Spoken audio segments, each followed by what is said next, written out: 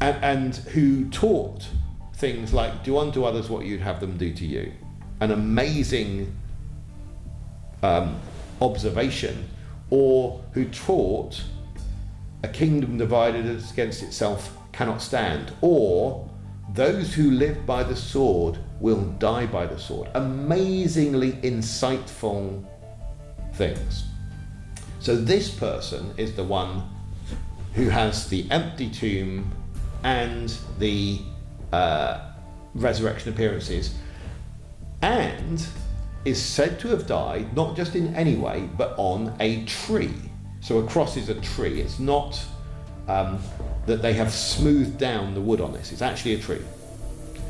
And that comes after a Jewish set of books where the opening scene is things going wrong in the world by people taking fruit at a tree.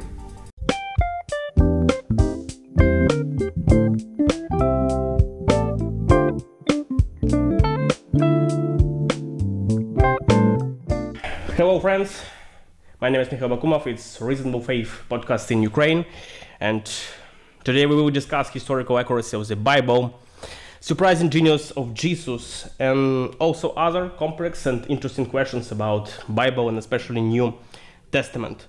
And today we are going to talk with Dr. Peter Williams again, but now in person. So it is always great pleasure to see you in person. And for our audience, Dr. Peter J. Williams is one of the leading scholars of the New Testament and is the principal of Tyndale House, Cambridge, chair of the International Greek New Testament Project, and a member of the ESV Translation Oversight Committee. He is an author of Can We Trust the Gospels and The Surprising Genius of Jesus. And you can see these books here, and also this book, but I suppose this book wrote by God, and he was an editor of this Greek New Testament.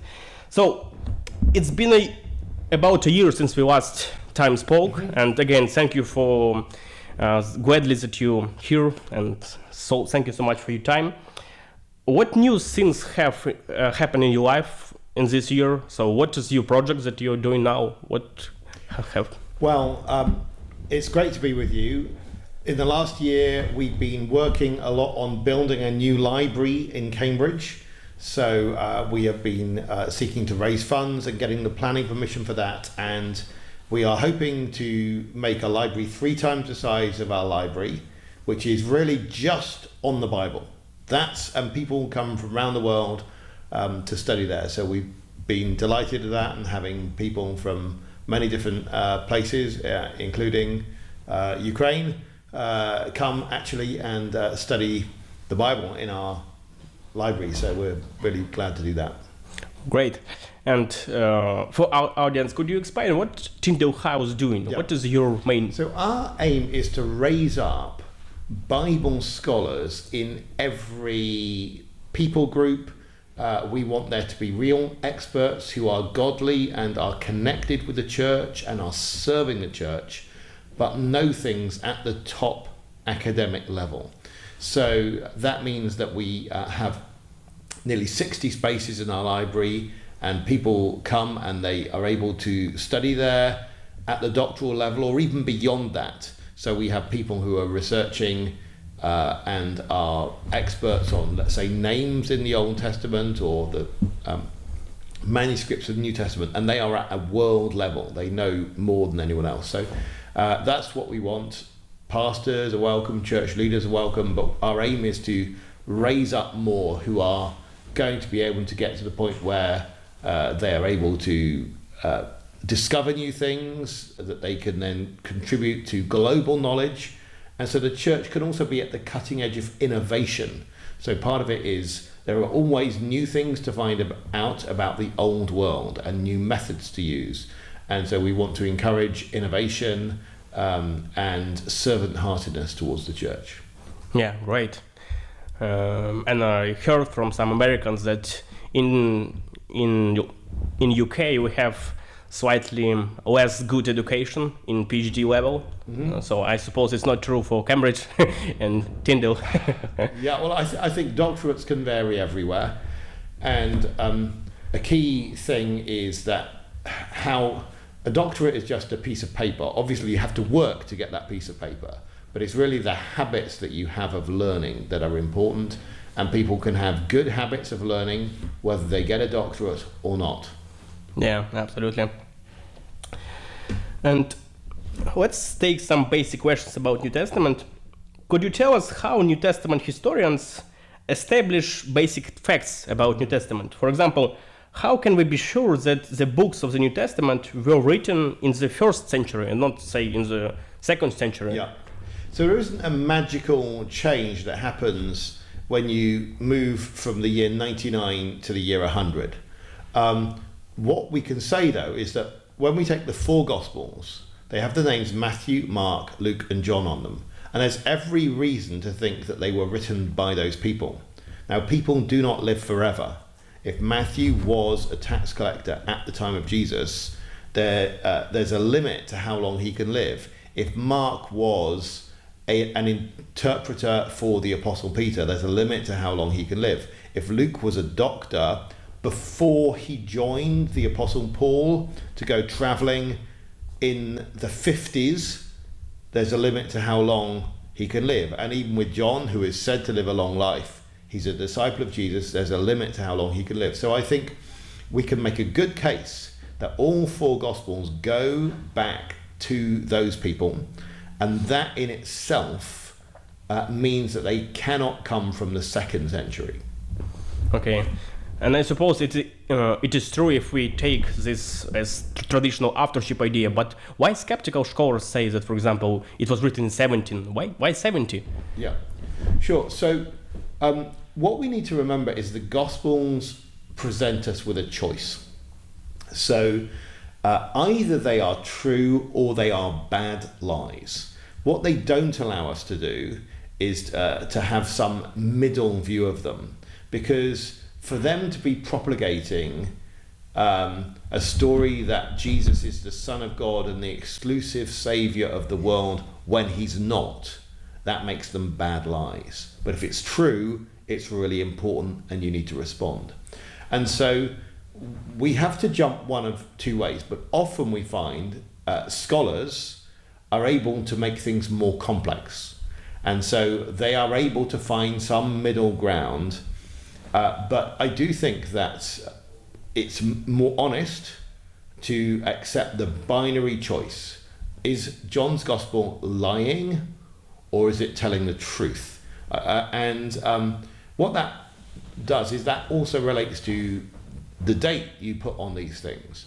Because if you are trying to say, well, some of it's true and some of it's not true, which is what a lot of people want to do, is they want to create distance between these things and the time of Jesus, so that you can make them a sort of more honest legend. And I think that's some of the pressure on putting more time in. Okay, thank you.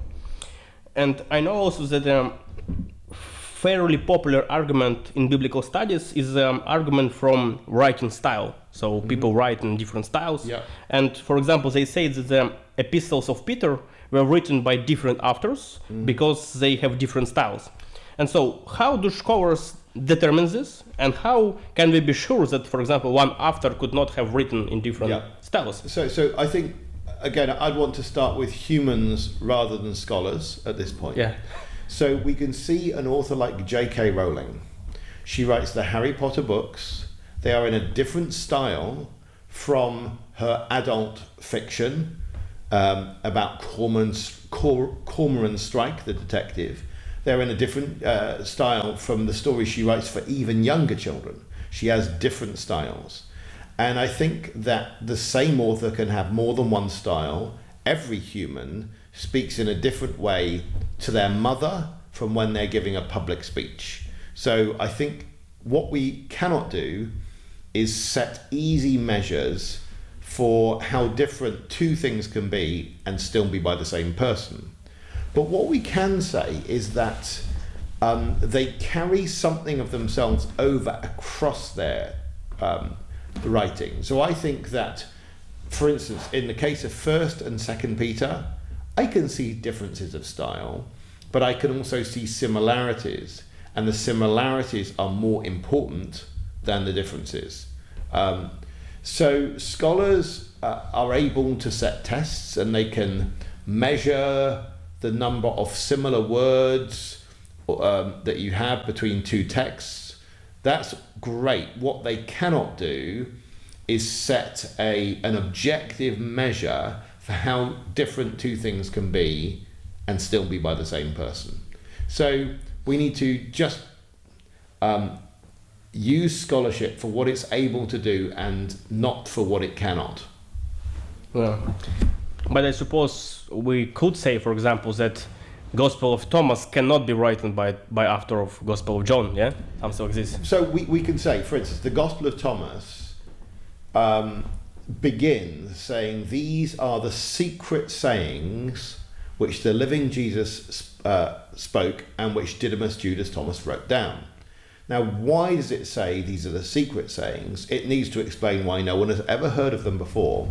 But also the Gospel of Thomas is saying, if you want the real story about Jesus, the inside story about Jesus, you have to come to this Gospel. So in other words, the Gospel of Thomas is not asking to be put alongside the other Gospels. It's saying, ignore those, listen to me. So the idea that the same person would write John's Gospel and the Gospel of Thomas not only is problematic because they are deeply different styles, but also the author of the Gospel of Thomas tells you, ignore the Gospel of John, ignore all the other Gospels. So it doesn't make any sense at all. They're clearly by different authors, and I think we can show that the Gospel of Thomas is much later. It even talks about whether circumcision benefits, just like the conversation Paul has. The Gospel of Thomas depends on the Apostle Paul, and it depends on the four Gospels. So I think it's clearly from much later. Okay, thank you. And now we're talking about this book, Can We Trust the Gospels, for sake of audience. And I think also one of the very popular argument, not from scholars, but from like general audience, speaking about your book. Some people say, yes, you're right, that in the Gospels we really have many good historical information, it's credible information, but we also can see a lot of historical information like in Sherlock Holmes or in other fiction books. So how can we be sure that it's not only historical in details, but also the true information? I think there are various ways we can see that.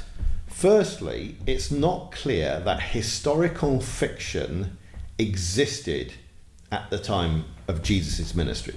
So the idea that we now have that you write a story about the past and you make the details realistic, even though it didn't happen, it's not clear that that even existed. Like, what example do we have of historical fiction with realism from the ancient world? So you would have to imagine that all four Gospels suddenly started writing in a new genre that then doesn't show up for a long time again. It's a very implausible view. Also, that wouldn't explain the way that details in one Gospel explain details in another Gospel if they are true. So for instance, with the feeding of the 5,000, we find that in Mark it tells you Jesus is keen to turn aside from the main area to a more deserted area because lots of people are traveling, but it doesn't explain why lots of people are traveling. But over in John's Gospel it tells you it is Passover time, and then you realize, of course, Passover is when people travel the most to get to Jerusalem to celebrate the festival. So that's where one detail explains another detail. The historical fiction view can't explain why you would have those details in different Gospels. Interesting. And okay, let's take about this question. Tell us a little bit about how you work to produce an updated Greek New Testament that we see here. So many Christians are confused by the fact that some passages in the New Testament are considered inauthentic by your work and other scholars. And so, what could you say? Why doesn't this fact affect your faith? So, Christians have always followed manuscripts. Now, in 1450, around then, printing is invented, and then people begin to print Bibles. And what happens then is, at the beginning of the Reformation, or just before, Erasmus produces a Greek New Testament in 1516. He's the top Catholic scholar in the world. And when the Protestant Reformation happens, they have to dispute with the Roman Catholic Church on two issues. One is authority. So what's the top authority? Is it the Pope, the Church, or is it the Scriptures? The other one is about how we're saved. Are we saved by doing certain things, or are we saved by trusting Christ? And what they don't want to have is a third area of dispute, which is about the text. So they accept the Greek text that this scholar had come up with, which is a very good Greek text.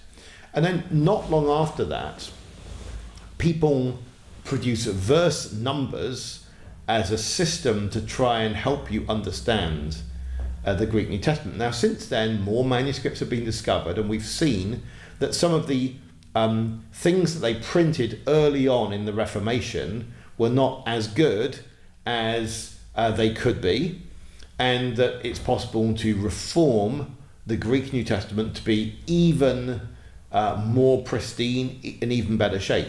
But sometimes what that means is that things that were given verse numbers, let's say in 1551 and following that, those numbers are missed out.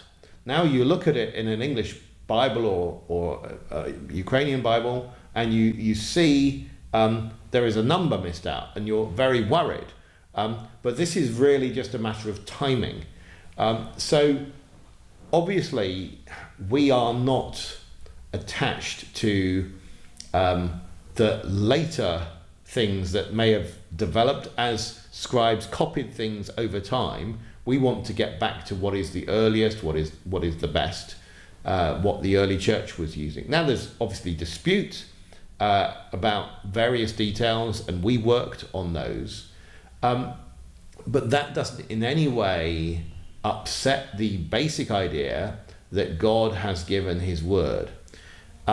Imagine a conversation with, let's say, Saint Augustine or John Chrysostom, one of these old church fathers, and you say to them, do you believe that God's word is perfect? Do you believe that John's gospel is given by God? And they would say, yes, absolutely. You'd then ask them another question. Do you believe that the manuscript you have of John's gospel in front of you has no copying errors? And they would say, no, I don't need to believe that, because scribes can make errors, but that doesn't mean God made any errors. And so they would always distinguish between what God gave, which is the books, and the fact that humans can sometimes miscopy that. Okay, and so main idea behind this Greek New Testament, so you take as most earliest manuscript as possible, yeah, something like this? Yeah, so there are various principles. So we like to make sure anything we print has a minimum of 2 manuscripts. So we're not just printing the oddity of one manuscript, but we want them to be 2 early manuscripts. And we want to look at the features of each manuscript. So is there one feature which tends to change the spelling a little bit? Is there one manuscript which tends to add a little bit more? And this is where we need to study each of those manuscripts and then make sure we are using their witness correctly. So that's what we've been doing and are still working on. So we have people working on this at the postdoctoral level right now, Dirk Jonkert and others. Well, and I'm in process now learning Greek. And, excellent. Yeah, I know some basic, but People often say that if you know Greek and you read Greek, it's like you see colorful, not only black and white. Do you agree with this statement? I don't like that image. And the reason why is I think I want people to know that their Bibles are things that they can trust. So most of us did not become Christians through reading the Bible in the original languages. So people became Christians, they were reading the Bible in English or Ukrainian or Russian. They were reading the Bible and it spoke to their hearts. And it's important for us not, therefore, to suggest that people are being misled. What I would say is it's more like very freshly ground coffee, okay? So a very freshly ground coffee can be more precise, and we are now getting increasingly precise about food production. We know more about it. It's becoming more, let's say, scientific, and that produces a difference in flavor. And I want Christians to be really concerned about very accurate information. I mean, as you think about the modern situation and the invasion of Ukraine, you can see that information quality is really, really important. And so Christians need to be passionate about the exact meaning of God in the Bible, the exact connection between words, the quality of information. And that's where learning Greek and Hebrew helps you with quality assurance, making sure that you have correctly understood something and are able to pass that on. So that's where I would put it. I would say it's like producing really high quality food. And so I would encourage those who teach the Word of God to think about the ingredients they use to cook those sermons. Yeah, absolutely. And after studying a little bit Greek, I could say that it is hard to translate, because in Greek you can read, but it's hard to That's right. interpret this in your language. Yeah. So people often say that you corrupted our translation, but it is hard to do this. Yeah.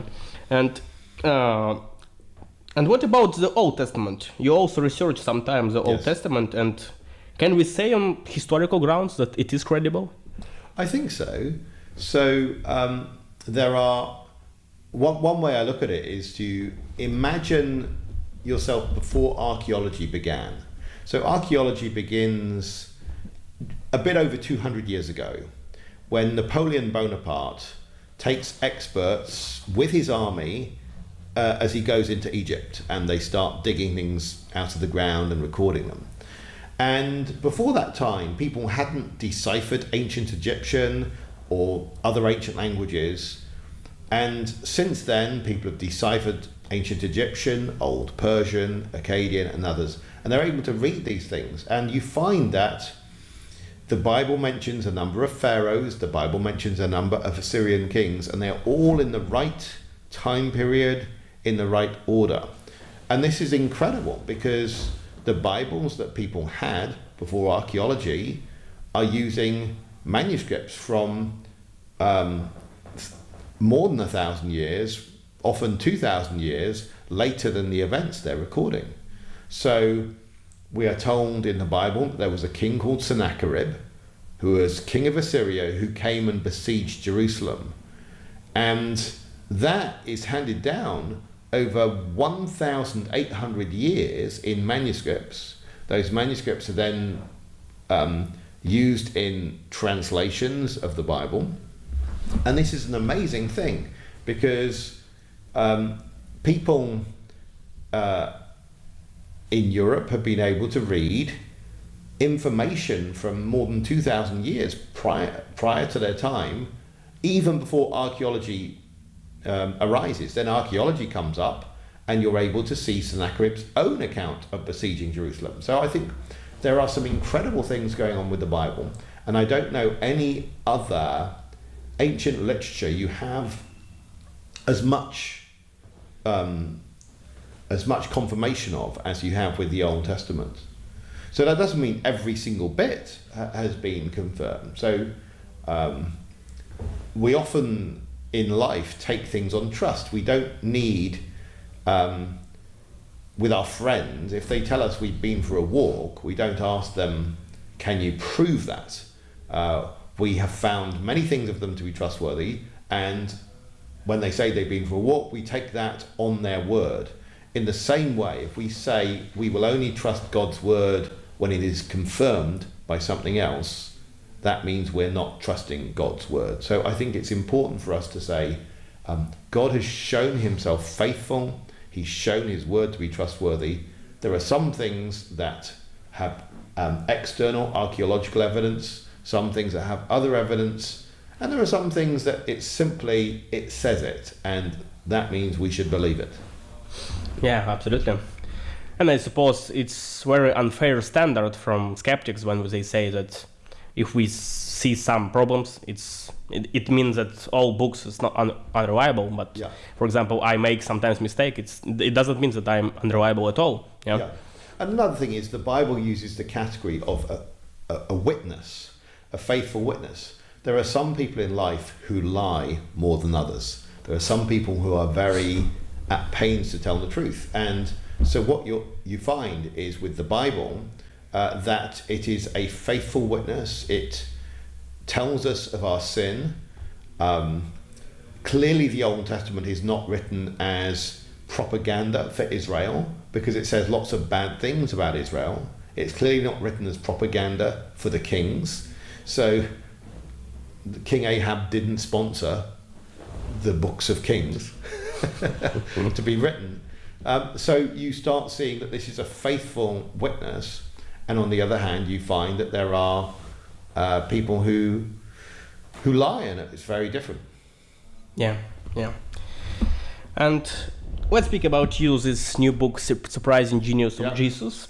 And I heard some skeptics say that your approach is very much like parallelomania from other scholars. They say, like, mythologists say that we can see these parallels with Christianity, and also in your approach you take this parable and say that we have so many deeps in this, but we can't find on this first level. So what do you say about this? Well, I'll explain my basic idea.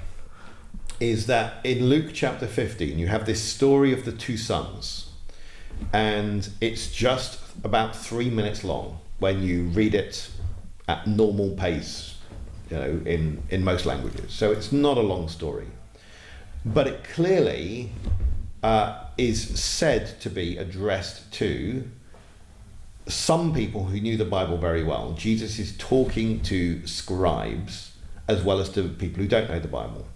And I argue that it has many references to the book of Genesis. So for instance, you have this story of the father running to greet the younger son, and the very first thing he says is, quick, get the fatted calf and bring out a ring and a rope. Well, what happens there is, in Jesus' story, you have an old man running, and in the Bible, the first man to run is Abraham. He's an old man when he does so, and the very first word he says is quick, and then he goes and gets a fatted calf. In the Old Testament, you also find that he is the only person who gives away his inheritance while he is still alive, just like the father in this story. He's the archetypal father figure. And we also find that he is a man who had two sons, just like the man in this story.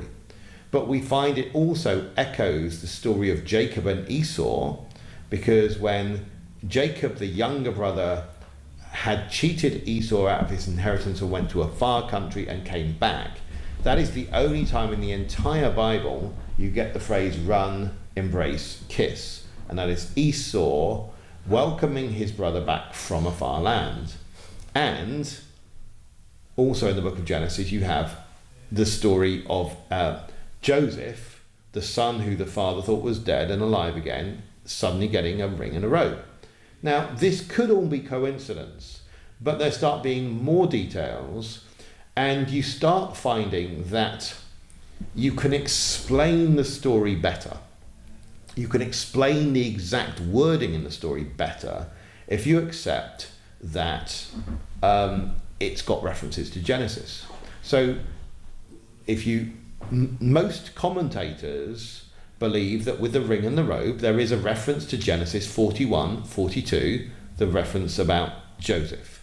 That's not an unusual thing. Now, once you've already accepted one reference to Genesis by deliberate reference by the author, accepting the second one is a lot easier.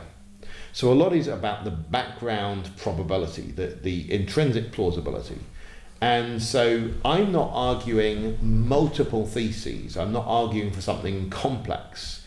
So I'm not saying there's a parallel over there and there and there. I'm saying actually there's one group of parallels. That's all I'm saying.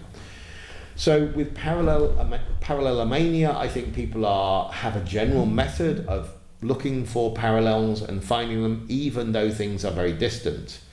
What we find with the parallels I'm suggesting that Jesus made in his story is that we are finding within a storyteller, namely Jesus, who in other places echoes the Old Testament, talking to a culture which is steeped in the Old Testament and where Genesis is one of the best known books, is telling a story like this. And once you've accepted one reference to Genesis, it becomes far more plausible that there are many more. Does that make sense? Yeah, absolutely. But I'd love to engage with people who are more skeptical about my argument, because I haven't yet had a chance to do that a lot. And I would like to hear their skepticism. But I think, by all accounts, this story of the two sons in Luke chapter 15 is a masterpiece and should be recognized as that. Yeah, and I suppose most skeptics say that it's just these authors who invent this picture. But as you say, that if we see same picture in all Gospels, it's very unlikely that it is four authors invent this. Yeah, so it doesn't make a lot of sense to say that Luke invented this story, because that won't explain the very clever things that are in Matthew, or Mark or John. So that's where I think looking for the simplest explanation of everything is that Jesus really told this story. Yeah. And speaking about same wording, do you mean like same wording in Septuagint, and also New Testament? Just to explain the question a little bit more. Yeah, you say that we see same wording like in Genesis and also in Luke. Yeah, so it's not really about the same wording so much as the same ideas you have, but also if Jesus is talking to scribes, they know that the words run, embrace, kiss only occur in this passage. So it doesn't matter which Bible version they are thinking of. It will work in Greek, it will work in Hebrew. It's the actual meaning. So I think Jesus may have told the story in Greek, he may have told it in Aramaic, he may have told it in both. I don't have a clear view on that. I could be persuaded either way. I think Jesus could speak and teach in both Aramaic and Greek. I think there's good evidence for that. I can talk about that. But whichever way, I think the references to the Old Testament are clear. Yeah, because I heard, for example, from Bart Ehrman, who said, for example, in Gospel of John, chapter 3, we see this speaking with Nicodemus and Jesus, and they speak more probably in Aramaic, but we see that in the Gospel of John, this like playing with words, was born again. Jesus played with words, and Ehrman said that if they speak in Aramaic, it's not possible. So John just invented this story to make his point. Yes, so there's a Greek word, anothen, which can mean from above or again. And so Jesus says you need to be born again, but it also seems to mean born from above. And so Bart Ehrman objects, that can't happen because they're speaking Aramaic. Well, I would reply, Jesus is speaking to a man called Nicodemus. These are two Greek words in his name. Why would he assume that Jesus is not speaking to Nicodemus in Greek? So many of the elite Jews would have been using Greek because it's the language of international education, it's the language of the Eastern Roman Empire. People learn languages for two main reasons. One is for emotional reasons, and the other is for economic reasons. And if you want to advance economically, Greek is the way forward. Yes, you might, be interested for reasons of your heart about Hebrew, but I think it's fully possible that Jesus was having that conversation with Nicodemus in Greek. So I don't think that the objection really works. Interesting. Do you think it's possible to harmonize the stories of Peter's denial with this how many times the rooster crowed? Thank you. I don't think there's any reason to doubt that all four accounts can be fully trustworthy. So harmonize is a very particular word because what it suggests is that you can fit them together. But I would say that they're a bit more like Lego. So when you have Lego blocks, they can fit together in many ways. So there might be a box kit that, say it's for the Millennium Falcon or something like this, and it has to be made this one particular way. But many things you can make many ways. So I think there are many ways of fitting these accounts together. And what we have to remember is that there's really only one main source that can give the information, that is Peter himself. And you imagine that he has told and retold this story to many people. But what you see is that it's a crowd situation. And sometimes what it will do is it will explain how one servant girl says to Peter, and sometimes she will say to the people near her. But again, you can imagine in a room, where it's in a court, where a courtyard, where people are speaking, that they're actually saying them more than one time. They can be saying it both to the people around them and to Peter. And one of the significant differences is about the sex of the person on the middle of the three denials. Is it a man or a woman? But again, what you've got in one account is a woman saying to the people around her, and in another account it's the man saying it to Peter. So what you've got to do is, when you look at all the details, there's nothing which cannot be fitted together about these. You can imagine them as different eyewitness accounts, not different accounts from the same eyewitness, but all saying the same thing. Yeah, but I suppose the main problem with how many times crowd this cock, yeah? The cock crowed. Yeah. Yeah. So obviously it's in. Again, you can fit these things together. About there are particular times that cocks crow. Apparently in Jerusalem, it's a very regular thing, and obviously, when Jesus says you will do this before the cock crows, he's not saying before any cock in the world crows, you will do this. It has to be something specific, a proper signal, and it is certainly in all four accounts. It is Peter is reminded by a cock crowing of what he has done. Now that might not have been the very first time the cock crowed, but it was before a particular cock crowing. It makes sense like that. So again, people are often finding problems in the Gospels because they are treating statements in a way how they should not really be treated. They're not intended to be treated like that. You've got to remember, this is Jesus said this thing to Peter. What does it mean for that to be true? It doesn't have to mean that there is no cock anywhere in all of Jerusalem which is making any noise at any time. There are different possibilities. Yeah, absolutely. And I think in oral culture, I suppose Peter could say, for example, how many times it was, maybe 3 or maybe 2. So he maybe can't remember exact number. Yeah, is it possible that he says that that's general number? I would say the number 3 is quite specific in terms of what Jesus says to Peter, and of course he says it in front of other people. So when John hears that and records it in his gospel, John is not depending on Peter for what Jesus says. So I think,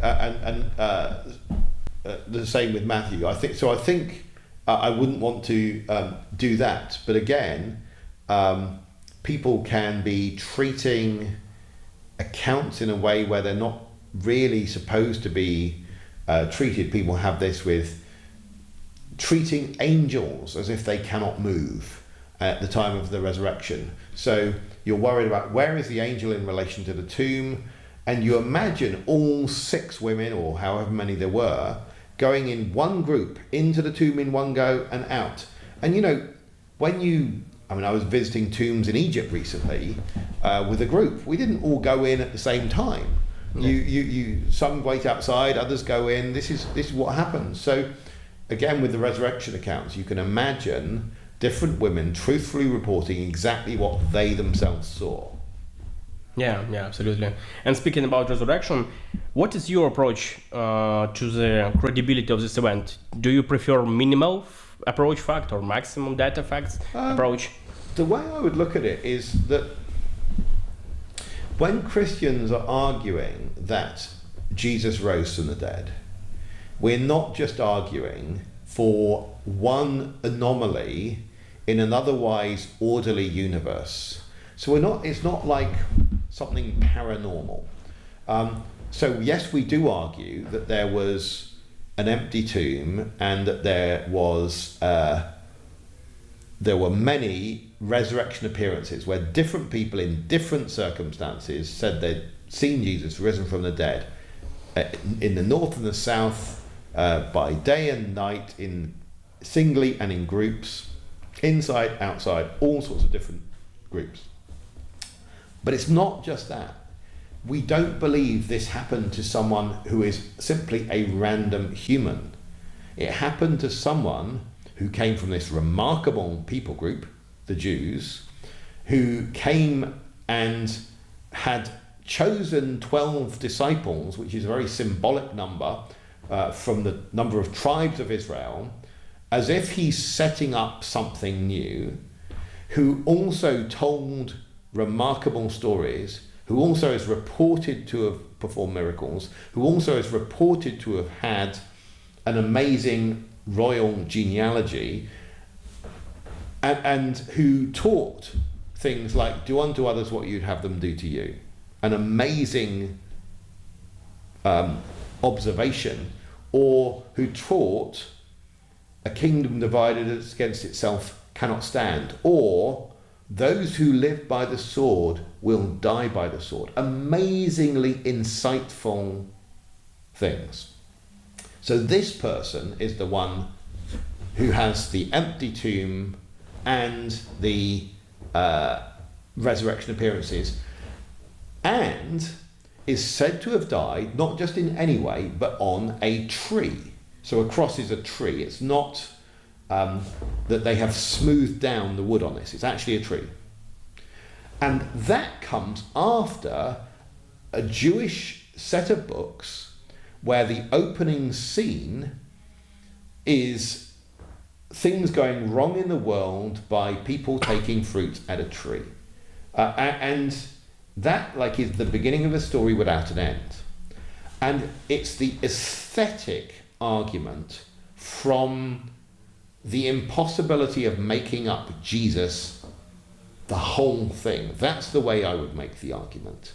So the problem I would have with a minimal facts argument is this.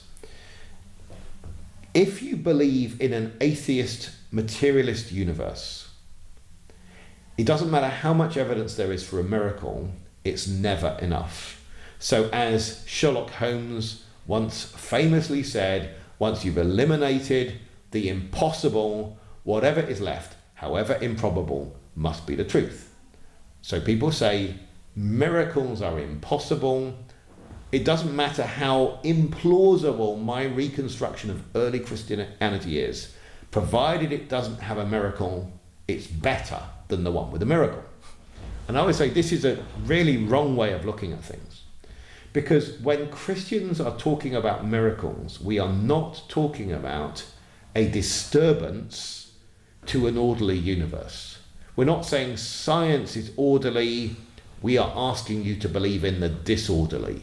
Rather, we're saying Jesus makes the beautiful patterns. Miracles in the Bible are not random occurrences, they are signal-making occurrences. And they form a signal. And so we're saying to people, this is signal, not noise.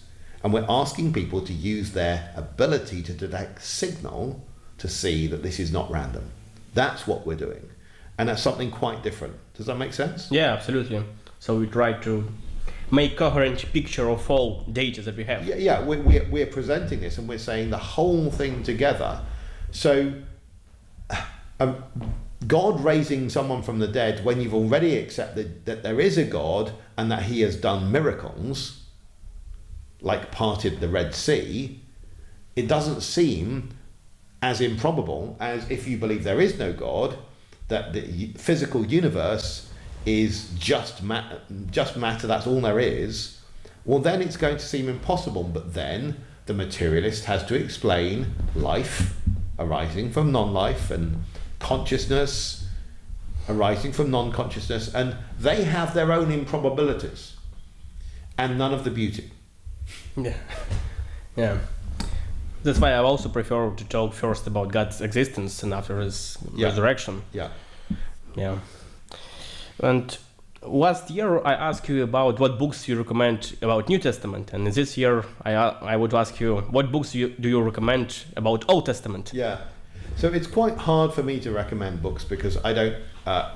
I read manuscripts and things like this. I don't read a lot of books. There is a book by Kenneth A. Kitchen called On the Reliability of the Old Testament that I think can be helpful as a first orientation to some of the archaeological evidence for the Old Testament, but it takes a different approach from me. It's very very archaeological, and I think there are limits to what archaeology can actually show you. Yeah, thank you. And last question, it would be an unusual question, but I often speak with philosophers and I take many answers from philosophers, but I would like to ask you, how would you, as not a professional philosopher, but as just a New Testament researcher, how would you take this question about the problem of evil? So why God allow evil? How would you, maybe from Testament perspective, answer this? So what I'd say is there are an infinite number of why did God questions that we cannot answer. Because if he is of infinite intellect and we are of tiny intellect, why should we expect to understand him any more than the ant can understand us? So that would be my first thing. Now, I can then supplement it with things like, can God be trustworthy even though he allows evil? Well, I would say evidence for his trustworthiness is Jesus on the cross. The fact that we are not talking about a God who has done nothing, who has not experienced the pain that we experience. So that would be a further element to it. I would then also want to say that if I were an atheist, I wouldn't even believe that it would be hard to justify saying that there is moral evil. So this is a problem with atheism because they cannot really justify using that language of moral evil where we know that it exists. When you see, or even in my position, hear reports of what happened in Bucha and Irpin and things like this. This is not just, this is something where as a human, as a Christian, I can say there is the demonic there. There is something beyond just humans being selfish, humans trying to preserve their genes. There is something which does not get explained simply by materialistic evolution. There is something far worse, more sinister, not just animal, it's beyond animal, it's evil, right? And as a Christian, it's a problem for us, but we at least have a category. The secular materialist does not really have the category for that. Yeah. Thank you so much. It's always a privilege to speak with you, and may God bless you, and I hope to see you in the future. Thank you. Thank you.